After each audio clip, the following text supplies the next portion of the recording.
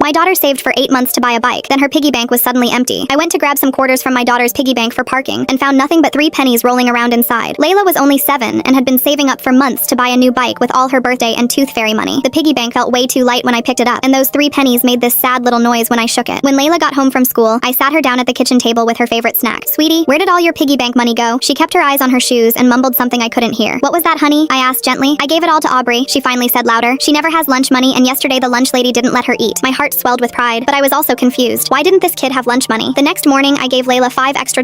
"Give this to Aubrey for lunch today, okay?" She jumped up and threw her arms around me. "Thanks, Mommy, you're the best," she said before running to catch the bus. I couldn't stop thinking about why some kid didn't have lunch money every single day, because even when money was tight, we always figured it out. Around lunchtime, my phone rang. "This is Principal Rouse. Could you come in for a meeting about Layla?" 20 minutes later, I was sitting in the principal's office. "Your daughter has been giving money to another student, which is technically against school policy, but we need to talk about the whole situation here." I braced myself. "Aubrey's family has been going through a lot. We can't share all the details, but your daughter has been making sure that child eats lunch every day." She paused and looked at me carefully. "The family applied for free lunch, but there's a waiting period and tons of paperwork. Meanwhile, we have a 7-year-old going hungry." I felt my throat get tight. "So Layla can keep helping her, right?" The principal smiled for the first time. "Of course, and we appreciate your kindness. Actually, Aubrey's mother has been asking about you. She wants to pay you back, but she's too embarrassed to reach out." That night at dinner, I told Layla we should bake cookies for her friend and maybe drop them off at their house if she knew where they lived. Layla got super excited. "Aubrey showed me once when her mom picked her up. They don't live far from here. We drove there, but instead of a house, there was just an empty lot with burned concrete and yellow tape everywhere. There." Layla pointed at a beat-up minivan parked at the edge of the lot. "That's where Aubrey lives now." My heart sank. A woman got out of the van looking tired and scared. When she saw that it was us and we had brought cookies, she started crying and talking really fast. "I'm so sorry about taking Layla's money. I know she was saving for something special, but I was so thankful Aubrey was able to eat lunch again. I just couldn't take that away from her, even though it's wrong to take money from a little kid." She pulled out some crumpled bills from her pocket and tried to give them to me, but I wouldn't take them. "Layla wanted to help, and that's what friends do, so please don't worry about paying us back." The woman just stood there sobbing. "We lost everything in a house fire 3 weeks ago. My husband left right after the fire. He said he couldn't do this anymore and just drove away. Insurance is fighting us on everything because they say we can't prove what we had. I just don't know what I'm going to do." The van door opened and Aubrey climbed out. "Layla!" she squealed, and the girls hugged like they hadn't seen each other in years. They sat on the curb sharing cookies while Aubrey's mom and I talked. I had a good job as a medical receptionist, but I'm about to lose it. I asked why, and she looked down at her clothes. "I can't always find a place to shower. My boss told me yesterday that patients were complaining about how I look and smell, and she has to let me go if it happens again." She wiped her face with her sleeve. "The shelter has a 3-month waiting list, and I can't afford a deposit on an apartment. I'm trying so hard, but nothing is working out." She laughed bitterly. "I'm sorry. You didn't come here to hear all this." I was already pulling out my phone. "It's okay, really. My friend manages an apartment complex, and they need a caretaker. It comes with a free 2-bedroom apartment." By the end of the week, Aubrey and her mom had moved into their new apartment.